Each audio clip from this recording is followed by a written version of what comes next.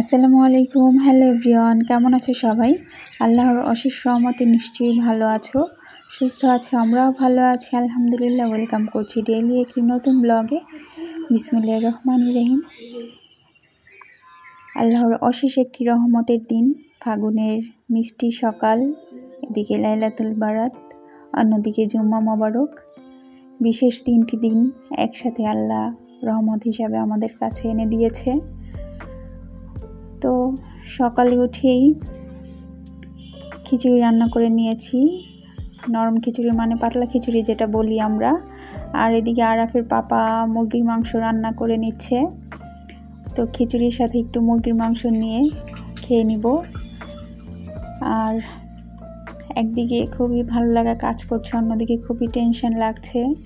আম্মু যেহেতু বৃহস্পতিবারে রওনা দিয়ে গিয়েছে, তো ঘুম হচ্ছিল না, যেহেতু আম্মু লঞ্চে ছিল, খুবই টেনশন কাজ করছিল। তো আল্লাহর অশেষ রহমত আর আমার মিষ্টি মিষ্টি অনেক আপুরা অনেক দোয়া করেছে। তো সকলের দোয়ায় আল্লাহর রহমতে আম্মু সুস্থভাবেই বাসায় পৌঁছাতে পেরেছে।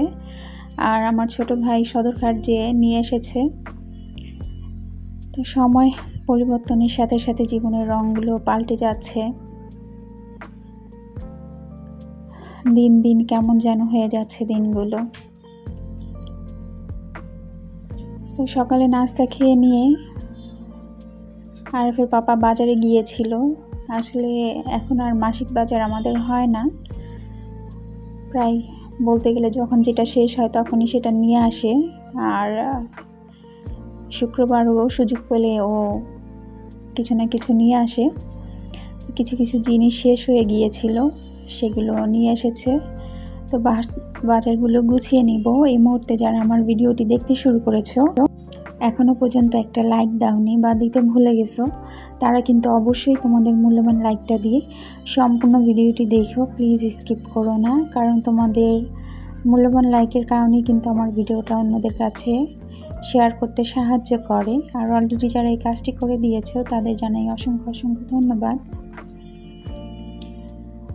এই যে এই মরিচের গুঁড়োটাও কিন্তু খুবই ভালো, একদম যে ভাঙায় মরিচের গুঁড়ো সেখান থেকে নিয়ে আসে, প্যাকেটের মতোই খুবই ভালো, একদম ফ্রেশ।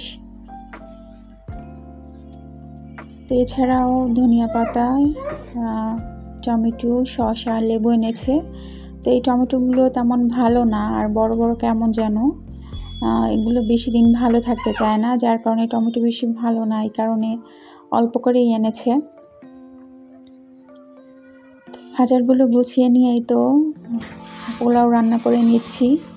আসলে মনটা বেশি ভালো নেই, তো চেষ্টা করেছিলাম আম্মুকে শবে বরাত পর্যন্ত রাখার জন্যে, কিন্তু আসলে আমার ভাইয়ের বাচ্চা যেহেতু অসুস্থ ছিল, যার কারণে আম্মু চলে যেতে হয়েছে। আর আমার কোনো কিছুই করতে ইচ্ছে করছিল না, মনে হচ্ছিল কি যেন হারিয়ে ফেলেছি। আর ঘরটা একদম ফাঁকা ফাঁকা লাগছে। আর তো একটু পর পর শুধু আম্মু যে রুমে থাকতো ওই রুমে এসে খুঁজে বেড়াচ্ছে, মাম্মা নানু কোথায়, নানু কই, ও বারবারই খুঁজে বেড়াচ্ছে। তো সকালে যার কারণে আরাফের পাপাই মুরগির মাংসটা রান্না করেছে, আর আমি তো পোলাও আর আরাফের জন্যে আলু দিয়ে কবুতরের মাংস রান্না করে নিচ্ছি। আর এদিকে সালাদও রেডি করে নিয়েছি। আরাফের পাপা নামাজে চলে গেছে, ও ফেরার আগেই আরাফকে খাইয়ে নেওয়ার চেষ্টা করব, কারণ ওর পাপাকে দেখলে ও একদমই খেতে চায় না, ভীষণই দুষ্টামি করে। আর এদিকে আম্মু যাওয়ার পর থেকে ওর দুষ্টামির মাত্রাটা একটু বেড়ে গেছে। আসলে বাচ্চা কি বলবো, আমারই খুবই খারাপ লাগছে। আর ও তো ওইভাবে কাউকে পায় না, সারাক্ষণই মা ছেলে বাসায় থাকি, আর ওর বাবাকে যতটুকু সময় পায়, এছাড়া তো ওইভাবে কাউকেই পায় না।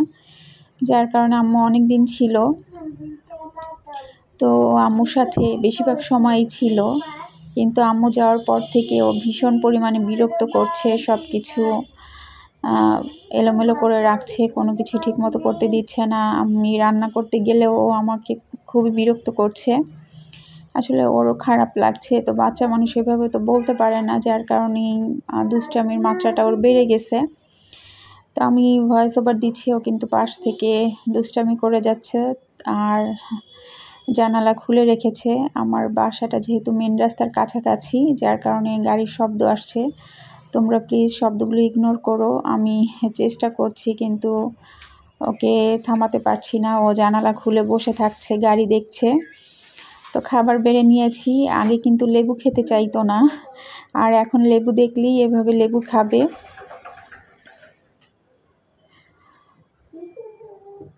তো নতুন যারা আমার ভিডিওটি দেখছো, ভিডিওটির কোনো অংশ যদি ভালো লাগে, যদি ইচ্ছে আমার চ্যানেলটাকে সাবস্ক্রাইব করবে, তাহলে অবশ্যই কিন্তু আমার চ্যানেলটাকে সাবস্ক্রাইব করে আমার পাশে থেকো। পাশে থাকা বেল বাটনটা প্রেস করে দিও, যাতে আমি ভিডিও আপলোড করার সাথে সাথে তোমরা নোটিফিকেশন পেয়ে যাও আর তোমাদের সময় মতো দেখে নিতে পারো।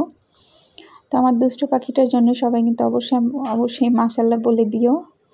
আসলে বাচ্চারা লেবু খাওয়া কিন্তু ভালো, ওকে আগে খাওয়াতে পারতাম না, যার কারণে খুবই খারাপ লাগতো। তো এখন আল্লাহর রহমতে ও একটু একটু খায় লেবুটা, যার কারণে খুবই ভালো লাগে। তো দুপুরে খাওয়া দাওয়া করে নিয়েছি। আর এই তো আরাফের পাপা মসজিদে চলে যাচ্ছে নামাজের জন্যে, যেহেতু আজ পবিত্র লাইলাতুল বারাত। আর ওইভাবে কোনো কিছুই করিনি, একদম সাদা মাটাই আজকের শবে বরাতটা কাটিয়েছি।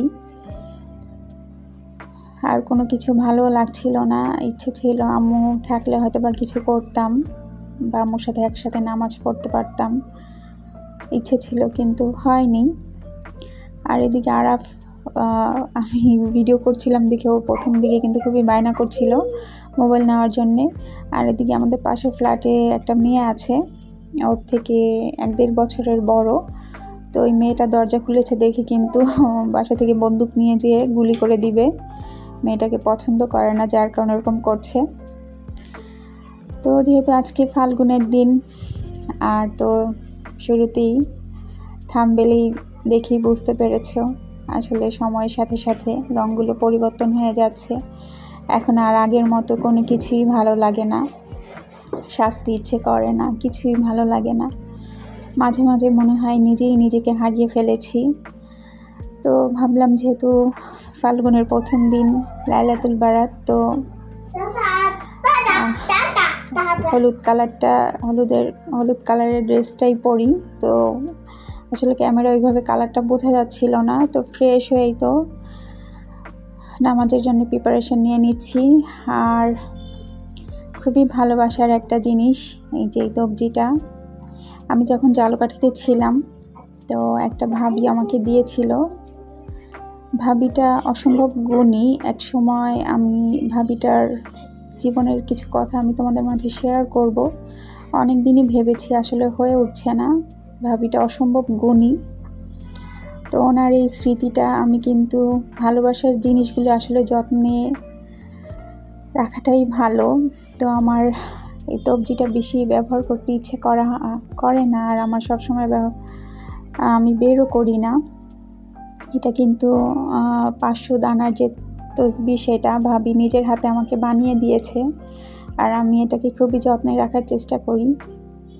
তো খুবই সুন্দর কিন্তু তবজিটা, আর অনেক ধৈর্য সহকারে ভাবি এই তবজিটা বানিয়েছে, অনেক কষ্ট করে।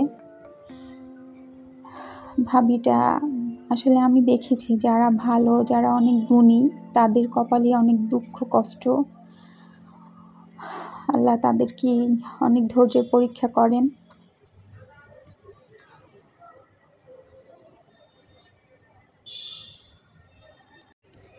আগে ফাল্গুন, পহেলা বৈশাখ যে কোনো অকেশনেই ওই অনুযায়ী ড্রেস পরতাম, বাহিরে ঘুরতে যেতাম। আগের দিনগুলো কতটা মজার ছিল। তো এদিকে আরাফের পাপা নামাজ পড়ে আসার সময় তো মসজিদ থেকে জিলাপি আর আমিরটি দিয়েছে, তো আমি সেটা ভিডিও নিচ্ছিলাম। আরাফ আবার এই যে এই চকলেটটাও খুবই পছন্দ করে, ও আবার একটু সাজিয়ে নিচ্ছিল।